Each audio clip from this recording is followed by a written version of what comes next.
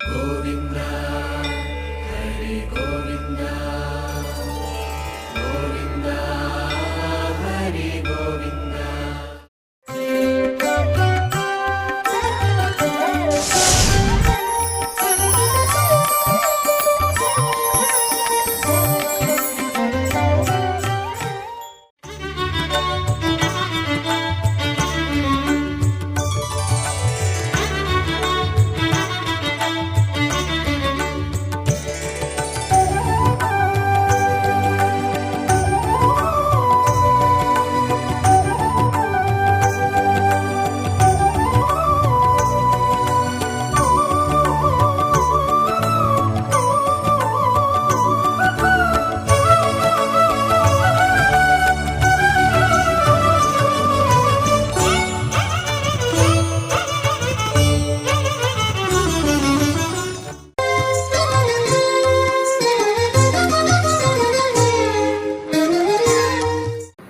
अंजनानंदनम वीरम जानकी शोकनाशनम कपीशमक्षहंतारम वंदे लंका भयंकरम।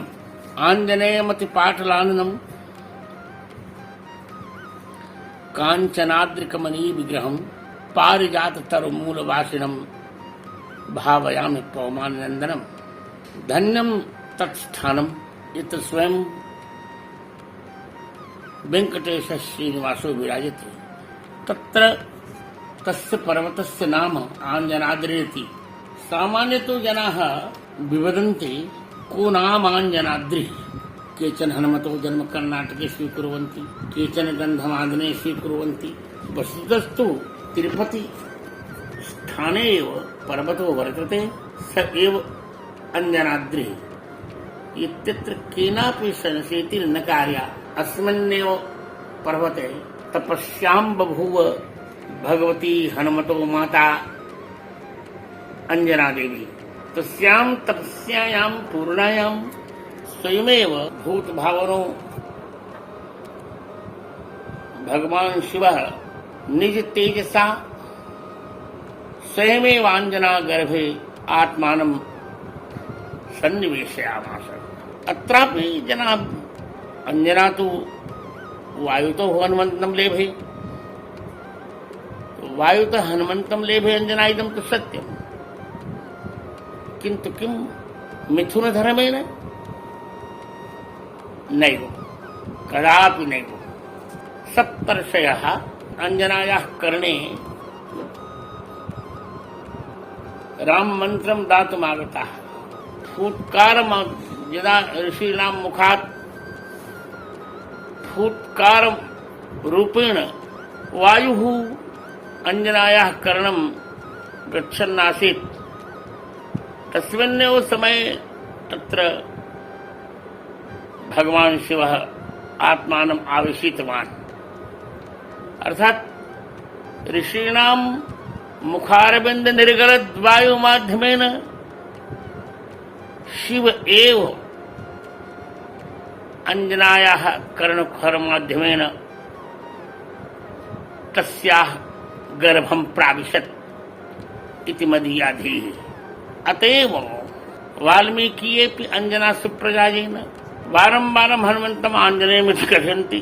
लवकुशमङ्गलाचरणेऽपि उल्लङ्घ्य सिन्धोः शल्यं सलीलं यशोकवह्निं जनकात्मजायाः आदाय तेनैव ददाह लङ्कां नमामि तं प्राञ्जलिराञ्जनेयम्। अंजना सुप्रजायेन मातरिस्वाति सुव्रता इति वाल्मीकि रामनति। हनुमान चालीसायां रामदूत अतुलित बलधामा अंजनी पुत्र पवन सुत नाम।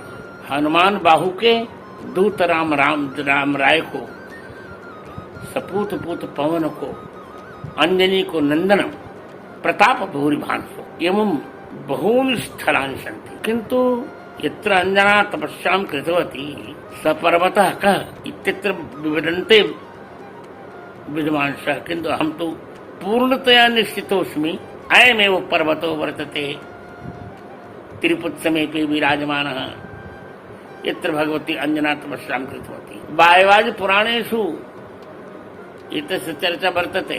स्वयं वाल्मीकि रामायणस्य प्रसिद्ध टीकायां मंगलाचरण मुखेन भूषणाख्यायां गोविंदराजो ब्रवीति श्रीमन्मारुत भूधरस्य शिखरे अर्थात अस्मिन्नेव अंजना पर्वते हनुमान जन्म लेभे अत्रैव तत्र भवान् गोविंदराजो भूषण टीका रचनायाः प्रारम्भं कृतवान्। निष्कर्षतः केनापि नैव संशीतिः कार्या न विचिकित्सा कार्या एक एव निश्चयः यत्र यः तिरुपति समीपे पर्वतो वर्तते सैव अंजना पर्वतः तस्मिन्नेव पर्वते अंजना हनुमन्तं प्रसूतवती इति निश्चयेन निगद्य अहं स्वकीयात् भाषणात् विरमामि। जय।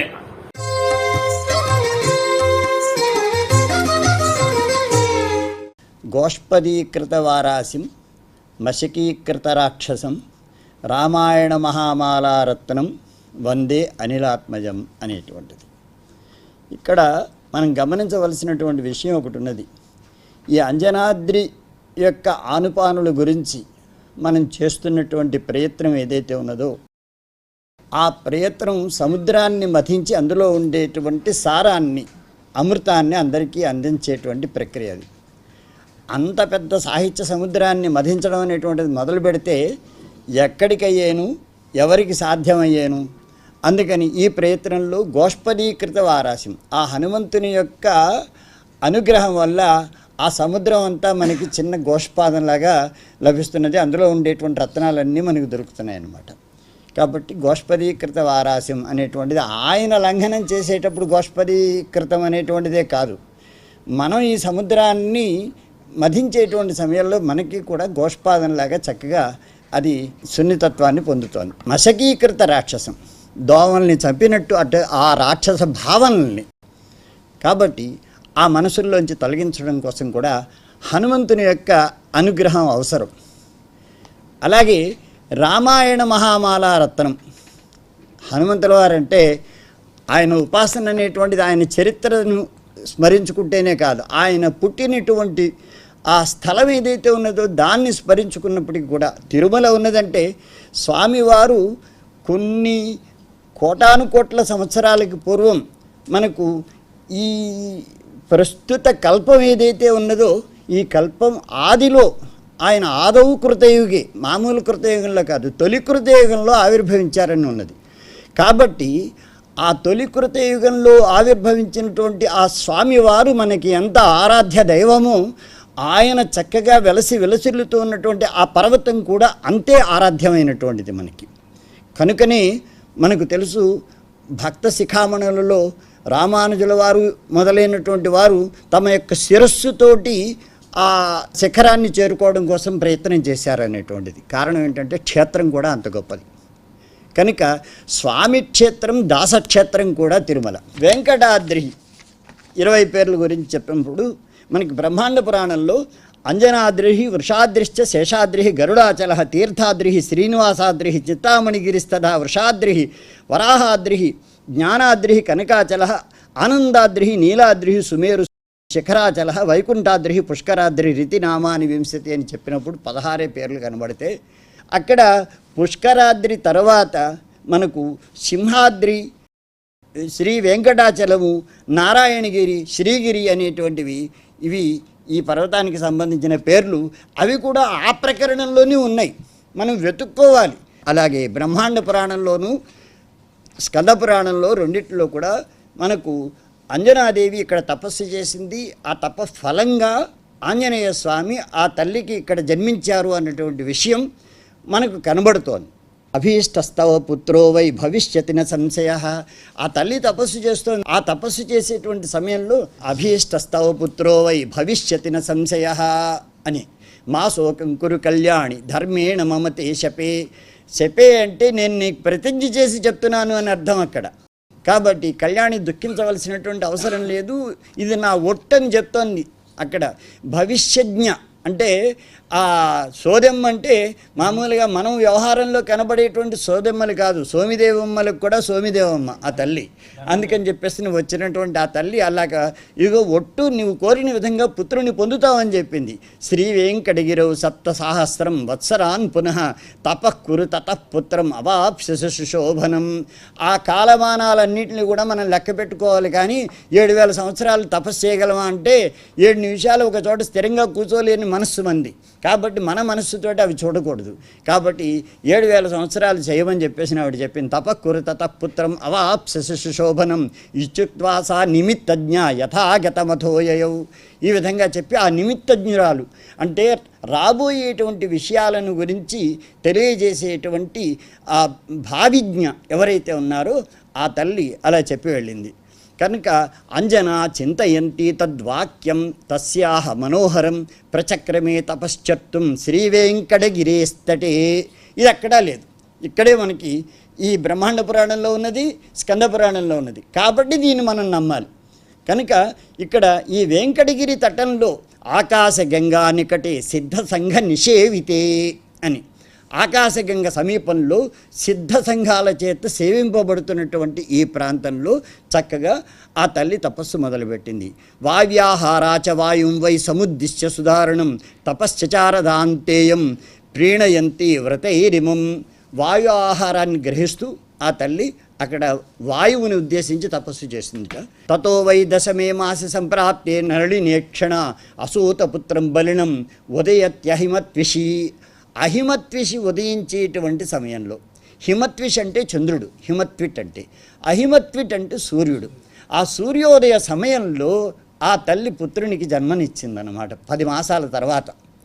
అప్పుడు శ్రావణే మాసి నక్షత్రే శ్రవణే హరివాసరే కొండలోద్భాసి గండాంతం ఉపవీతి నముజ్వలం. అక్కడ ఆ పుట్టినటువంటి పిల్లవాడు శ్రావణ మాసంలో శ్రవణ నక్షత్రంతో కూడినటువంటి ఆ హరివాసరంలో పుట్టాడనుంది. ఇంకా బిభ్రాణం వానరాణం వైరూపం అత్యద్భుతం మహత్. తండ్రి కేసరి వానరుడు కాబట్టి తండ్రి యొక్క స్వరూపాన్ని భావించుకుంటూ తాను కూడా వానరుడిగానే అక్కడ ఆవిర్భవించాడు. రక్తాస్య పుచ్చమూలంతు సువర్ణ సదృశద్యుతం అతోయం జాతమాత్రోపి నితరాంతు బుభుక్షిత. ఉదయాచల సంరూఢం దదర్శ రవిమండలం. చక్కగా దూరం నుంచి ఉదయిస్తున్నటువంటి ఆ సూర్యబింబాన్ని చూశాడు ఆయన. ఏదో ఫలం అనుకున్నాడు. నితాంత రక్తవర్ణేన ఫలబుద్ధిరభూత్తదా ఫలమిత్యేవమన్వాను రవిం భక్షితుముద్యత. ఒక్కసారి ఆ పండు తినేద్దాం అనుకున్నాడు, పరిగెత్తాడు. కాబట్టి గ్రహీష్యామీతి నిశ్చిత్య శ్రీ వెంకటగిరేస్తటాత్. ఇది కూడా మనం గమనించాలి. ఎక్కడి నుంచి హనుమంతుడు ఎగిరాడు అనే చోట ఇంకొక చోట ఎక్కడా కూడా మనకి ప్రస్తావన లేదు. కేవలం మనకి ఈ బ్రహ్మాండ పురాణంలో మాత్రమే ఈ ప్రస్తావన కనబడుతోంది. కాబట్టి శ్రీ వెంకటగిరి యొక్క తటం నుంచి ఆయన ఉదతిష్టన్ మహావేగాదు ఉదయాచలశేఖరం. ఆ ఉదయ పర్వతం నుంచి ఒక్కసారి ఆకాశంలోకి లంఘించాడు ఆయన. గృహీతు ముజ్యతే తస్మిన్ బింబం సూర్యస్య తద్బలాత్ హాహాకృతమభూత్ సర్వం జగత్స్థావర జంగమం అని చెప్పారు. కాబట్టి ఒక్కసారి ఆయన ఆకాశంలోకి పెడితే అంటే మామూలు వేగాలు పనికిరావు. ఇక్కడ మామూలు వేగం అనేటువంటిది ఒకటి ఉన్నది. ఆ పైన అశ్వవేగం గొప్పది, అశ్వవేగం కంటే కూడా గొప్పది వాయువేగం, వాయువేగం కంటే కూడా మనోవేగం.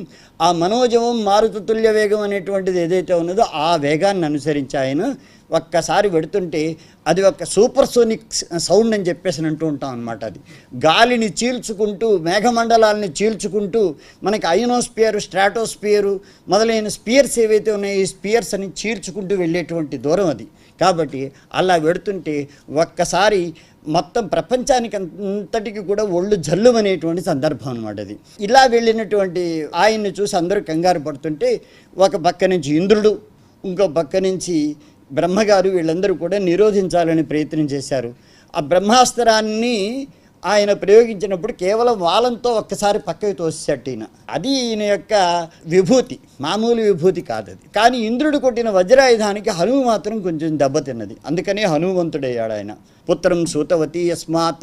ఆ పిల్లవాడు పడిపోగానే మూర్ఛిల్లగానే వెంటనే వాయువు నేను స్తంభిస్తానన్నాడు. వాయువు స్తంభిస్తే ఇంకా జరిగేటువంటి పని ఉంది, చైతన్యం లేదు, ఎక్కడ కదలిక అనేటువంటిది కేవలం జీవుల యొక్క సంచారానికే కాదు, ప్రపంచంలో ఏది కదలాలన్నా కూడా వాయువు కావాలి. కనుక వాయువు స్తంభిస్తే ఏమీ కదలదు. కాబట్టి ఏం చెప్పారంటే అందరూ పరిగెత్తుకొచ్చారు. అప్పుడు బ్రహ్మ చెప్పారు, అంజనేత్వం హి శేషాద్రౌ తపస్తప్త్వా సుదారుణం పుత్రం సూతవతి యస్మాత్ లోకత్రయ హితాయ వై.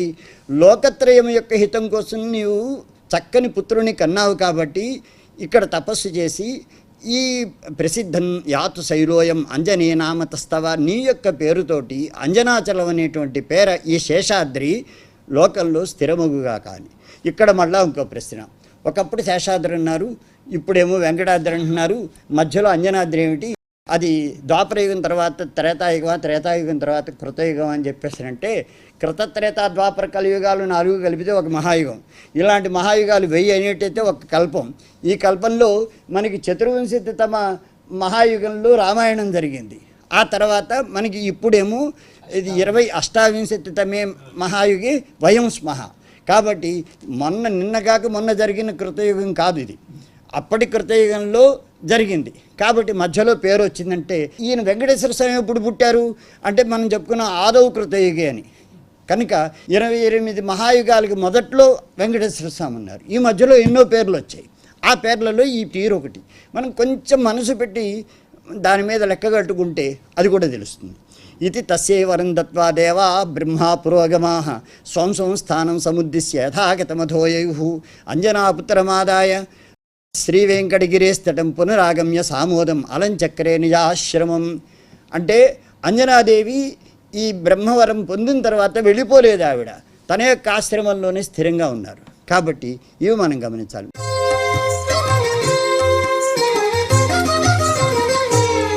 తిరుమల కొండలలో అంజన శైలం యొక్క ప్రాముఖ్యతను గుర్తిరిగిన అన్నన్ స్వామి అంజనాచల పర్వతం యొక్క విశిష్టతను తెలియజేసే విధంగా ప్రత్యేకంగా అంజన శైలనాథ స్తోత్రంతో స్వామివారిని స్తుతించారు. శ్రీ వెంకటాచల మహత్యం ప్రకారము ఒక రకంగా చూసుకుంటే సప్తగిరులు శేషాద్రి, వెంకటాద్రి, నారాయణాద్రి, గరుడాద్రి, వృషాద్రి, వృషభాద్రి, అంజనాద్రిగా పురాణాల ద్వారా మనకు తెలుస్తున్నది. ఇందులో అంజనాద్రి, అంజన శైలం, అంజనాచల పర్వతంగా ప్రసిద్ధి చెందిన పర్వతం త్రేతాయుగంలో శ్రీరామ భక్తుడైన ఆంజనేయుని జన్మస్థలంగా ప్రసిద్ధికెక్కింది. సప్తగిరులలో అంజనాద్రి, అంజనాచలం అని పేరు గల ఈ పర్వతానికి ఒక విశిష్టత ఉన్నది. శ్రీ వైష్ణవ సంప్రదాయంలో సిరియ తిరువడిగా పిలువబడే హనుమంతుల వారు ఈ పర్వతంపై జన్మించాడని పురాణాలు తెలియజేస్తున్నాయి. ముఖ్యంగా వెంకటాచల మహత్యం తెలియజేస్తున్నది. వెంకటాచల మహత్యంలోని భవిష్యోత్తర, వరాహ, బ్రహ్మాండ, స్కాంద, పద్మపురాణాలు అంజనాద్రి గురించి విపులంగా వర్ణిస్తాయి. వాయుదేవునికి ఈ అంజనాద్రికి ప్రత్యేకమైన సంబంధం ఉన్నది. బ్రహ్మపురాణం అంజనాద్రి పదం యొక్క అర్థాన్ని ఇలా వివరించింది: వాయోరావేశనాచైవం ప్రాహురంజన సంజ్ఞకం అని. మేరు పర్వత పుత్రుడైన వెంకటాద్రిలో వాయుదేవుని శక్తి ప్రవేశించడం వలన వాయుదేవుని పర్యాయవాచక శబ్దమైన అంజనా అనే పేరుతో ఈ అంజనాద్రి పర్వతం ప్రసిద్ధి చెందింది. అలాగే హనుమ తల్లి అయిన అంజనాదేవి తిరుమలలో అంజనాద్రి పర్వత ప్రాంతంలో తపస్సు చేసి ఆంజనేయుని పుత్రునిగా పొందటం వలన ఈ పర్వతానికి అంజనాద్రి అని ఒక విశిష్టమైన పేరు సార్థకముగా నిలిచి ఉన్నది. ఇంకా ఈ పురాణాల్లో అంజనాదేవి ఎలా తపస్సు చేసింది, కిష్కిందా నగరం నుండి అంజనాద్రికి వచ్చి ఇక్కడ తపస్సు చేసిన విధానం కానీ, వాయుదేవుడిని ఉపాసించిన తీరు, ఇవన్నీ కూడా బ్రహ్మాండ పురాణంలో వర్ణించబడి ఉన్నది. ఇదే విషయాన్ని శ్రీవారి పరమ భక్తురాలు తరిగొండ వెంగమాంబ వారు కూడా తన పద్యకావ్యమైన వెంకటాచల మహత్యంలో అంజనాదేవి తపము ముందచ్చటి చేసి నా గిరికి నంజనాద్రి పేరమరనడి అని ఆమె వర్ణిస్తుంది. సప్తగిరిలలో అంజనాద్రి వైభవాన్ని, ప్రాముఖ్యతను తెలియజేస్తూ బ్రహ్మాండ పురాణం అంజనాదేవి పూర్వజన్మ వృత్తాంతము, అలాగే రుద్రాంశ సంభూతుడైన ఆంజనేయుని గురించి, హనుమంతుడు సూర్యుని చూసి పండనుకుని ఆరగించే ప్రయత్నం చేయటం, బ్రహ్మదేవుడు బ్రహ్మాస్త్రాన్ని ప్రయోగించటం, అలాగే ఆంజనేయుడికి దేవతలందరూ వరం ఇవ్వటం మొదలైన విషయాలన్నీ కూడా బ్రహ్మాండ పురాణంలో విపులంగా చెప్పబడింది. తిరుమల శ్రీవారిని ఎందరో భక్త శిఖామణులు తపస్సు చేత, ధ్యానం చేత, అమృతతుల్యమైన తమ కీర్తనల గానం చేత శ్రీవారిని ప్రసన్నం చేసుకుని స్వామివారి కటాక్షాన్ని పొందారు. ఇందులో వాగ్గేయకారులది ఒక ప్రముఖమైన స్థానం. పద కవితా పితామహుడిగా పేరుగాంచిన శ్రీమాన్ తాళ్లపాక అన్నమాచార్యుల వారు శ్రీనివాసస్వామిని 32,000 సంకీర్తనలతో గానం చేసి స్వామివారి కటాక్షాన్ని పొందాడు. అన్నమాచార్యుల వారు సప్తగిరులలో అంజనాద్రి విశిష్టతను గురించి ఎన్నో కీర్తనల్లో ప్రస్తావించారు.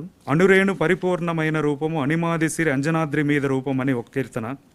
అలాగే సకల జీవులకెల్ల సంజీవి ఈ మందు కడలేని అంజనాద్రి గారుడపు మందు అని, కట్టెదురా వైకుంఠం అనే కీర్తనలో పూర్వపుట అంజనాద్రి ఈ పొడవాటి కొండ అని, ఇలా కొన్ని వందల సంకీర్తనల్లో అన్నమాచార్యుల వారు సప్తగిరులలో అంజనాద్రి ప్రాముఖ్యతని వైభవాన్ని వర్ణించారు.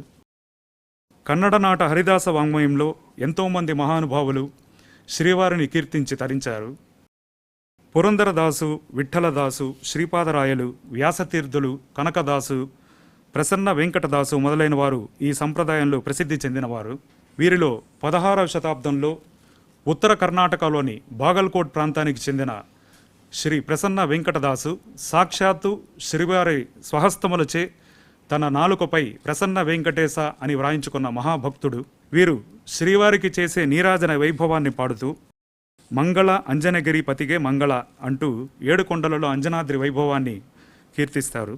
అంజనాద్రి వైభవం మరియు ప్రాముఖ్యత వెంకటాచల మాహాత్మ్యంలో వర్ణించినప్పటికీ శ్రీనివాసుడికి ఇంకా తృప్తి తీరలేదా అన్నట్లుగా రోజుకు 3 మార్లు ప్రతిరోజు కూడా అంజనాద్రి వైభవానికి సంబంధించిన ఘట్టాలను చెవులారా వింటాడు. ఇది ఎలా అంటే శ్రీవారి ఆలయంలో శ్రీ వెంకటేశ్వర స్వామి వారికి ప్రాతకాల ఆరాధనలో భాగంగా సుప్రభాతం, తోమాల సేవ కొలువు అయిన తర్వాత బ్రహ్మాండ పురాణ అంతర్గత శ్రీ వెంకటేశ సహస్రనామావళి పఠింపబడుతూ ఉండగా స్వామివారి దివ్య శ్రీచరణ ద్వయానికి తులసీ ధర్మలతో అర్చక స్వామి అర్చన చేస్తారు. ఈ సహస్రనామావళిలో కూడా ఆంజనేయ అంజనాచలాన్ని కీర్తించే నామములు 8 ఉన్నాయి.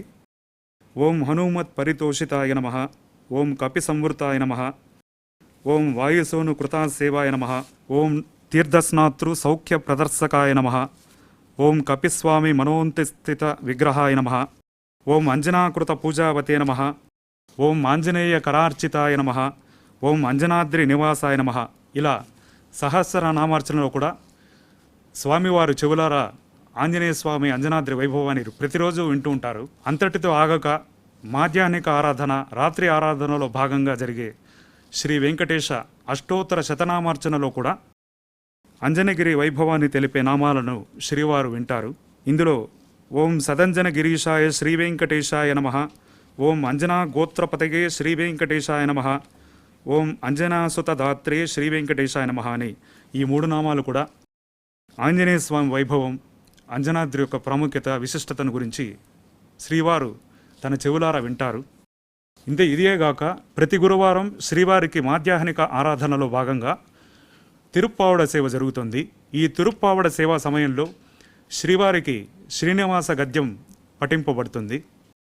ఈ శ్రీనివాస గద్యంలో కూడా శేషాచల, గరుడాచల, సింహాచల, వృషభాచల, నారాయణాచల, అంజనాచలాది శిఖరి మాలాకులస్య అని అంజనగిరి వైభవాన్ని స్వయంగా స్వామివారు వింటూనే ఉంటారు. ఆంజనేయుడితో అంజనాద్రితో శ్రీవారి అనుబంధం కేవలం పురాణాలు, స్తోత్రాలు, అర్చనలే కాకుండా శ్రీవారితో అనుబంధం కొనసాగడం ఆంజనేయుడి వైభవాన్ని తెలియజేస్తుంది. ప్రతిరోజు అర్చకులు ఆలయ ప్రవేశం చేసి మూల విరాట్ని స్పృశించిన తర్వాత స్వామివారు సేద తీరునట్టుగా వింజామర సేవ చేస్తారు. ఈ వింజామరనే ఆలయ పరిభాషలో ఆలవట్ట కైంకర్యం అని పిలుస్తారు. పవనసుతుడి తండ్రి అయిన వాయుదేవుడినే ఈ వింజామరలో ప్రతినిత్యం చామర వ్యజనేషు వాయుమావాహయామేని అర్చకులు ఆవాహన చేస్తారు. అంతేగాక ఈ వింజామరను వీచే ప్రతిసారి చదివే మంత్రం కూడా ఆంజనేయ దేవతాక మంత్రమైన మరుత పరమాత్మ పరమాగతి పరం బ్రహ్మ పరం యోగం అని వైఖానసాగం పేర్కొంటోంది. ఈ ఆలవట్ట కైంకర్యాన్ని తోమాల సేవ జరిగేటప్పుడు జీంగార స్వాముల వారు చేస్తారు. అలాగే మహారథోత్సవంలోను, స్వర్ణ రథోత్సవంలో కూడా శ్రీ వైష్ణవ పరిచారకుల ద్వారా ఈ ఆలవట్ట కైంకర్యం చేయబడుతుంది. ఇలా శ్రీ వైష్ణవ సంప్రదాయంలో సిరియ తిరువడి పేరును సార్థకం చేస్తూ పవననందనుడైన ఆంజనేయుడు తిరుమల శ్రీవారి ప్రతి కైంకర్యంలో సేవలు అందిస్తూ సప్తగిరులలో అంజనాద్రి ప్రాముఖ్యత ఎంత గొప్పదో శ్రీవారే ధృవీకరించారా అన్నట్లుగా పై కైంకర్యాలను బట్టి మనకు తెలుస్తున్నది. కలవు శ్రీ వెంకటనాయక అని పురాణాలు ఉద్ఘోషిస్తున్నాయి. ఈ క్రమంలో ఇప్పటి వరకు మనం చెప్పుకున్న విషయాలు వేదవ్యాసుడు రచించిన పురాణాల ద్వారా తెలుసుకున్నాము. అలాగే శ్రీ వెంకటేశ సహస్రనామావళి వశిష్ఠుడు నారద మహర్షి మధ్య సంవాద రూపంలో బ్రహ్మాండ పురాణం నుంచి గ్రహింపబడింది. ఇక శ్రీ వెంకటేశ్వర అష్టోత్తర శతనామావళి ఆదిశేషుడు కపిల మహర్షికి ఉపదేశించారు. కపిలుడు సూత మహర్షికి ఉపదేశించారు. సూతుడు సౌనకాది ఋషులకు ఉపదేశించారు. భగవద్ రామానుజుల వారు కూడా శ్రీ వెంకటాచల మహాత్యం నుండి ప్రమాణాలను స్వీకరించి ఒకానొక కాలంలో స్వామివారు శివుడా విష్ణువా అన్న సంశయం ఏర్పడినప్పుడు వెంకటాచల మహాత్యాన్ని ప్రమాణంగా పేర్కొని ఈ సంశయాన్ని తీర్చి స్వామివారు విష్ణువే అని రుజువు చేశారు. ఇక్కడ పేర్కొన్న వారందరూ కూడా దేవతలు, దైవాంశ సంభూతులు, సాక్షాత్తు స్వామివారి అనుగ్రహం స్వయంగా పొందినవారు. అలాగే ఇక్కడ మనం చెప్పుకున్న ముఖ్య విషయం సప్తగిరులలో అంజనాద్రి వైభవం వారి నుండి గ్రహించినదే. అందువలన అంజనాద్రి వైభవం గురించి ఇంతకంటే గొప్ప ప్రమాణం ఇంకేముంటుంది?